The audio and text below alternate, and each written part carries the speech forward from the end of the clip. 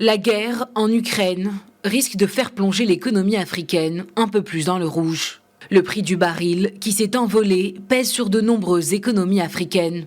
Importateurs d'énergie ou de denrées alimentaires, plusieurs nations dépendent ainsi de la Russie pour se fournir en énergie et en engrais. Sur les marchés mondiaux de l'énergie, les exportations russes de pétrole et de gaz représentent respectivement 11% et 9% des importations mondiales. Si la hausse des prix de l'énergie risque de toucher de plein fouet de nombreux États, certains pays africains exportateurs d'énergie peuvent faire profit de cette crise. Près de 11 pays africains sont de grands exportateurs d'énergie sur les 54 que compte le continent.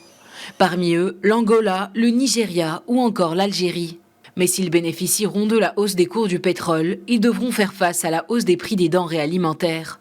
La Russie joue également un rôle prépondérant dans le marché mondial de céréales.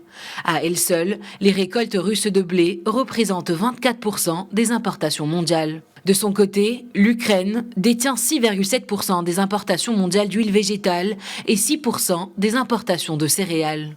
Au Maroc, l'économie du pays sera également bouleversée par les répercussions du conflit russo-ukrainien. Selon le Policy Center, l'économie marocaine subira un choc négatif important. En 2019, les importations de pétrole, de gaz et de charbon ont représenté 6,4% du PIB. Également importateur de céréales, le Maroc a dédié 1,4% de son PIB en 2019 aux importations de céréales. La crise russo-ukrainienne a un impact sur l'économie mondiale. En Afrique, les pays seront affectés différemment en fonction des ressources de chaque État. Pétrole, denrées alimentaires ou encore céréales, l'invasion russe en Ukraine aura des retombées majeures sur l'économie mondiale. Se remettant à peine de la pandémie du Covid-19, l'économie africaine doit aujourd'hui faire face à une nouvelle crise.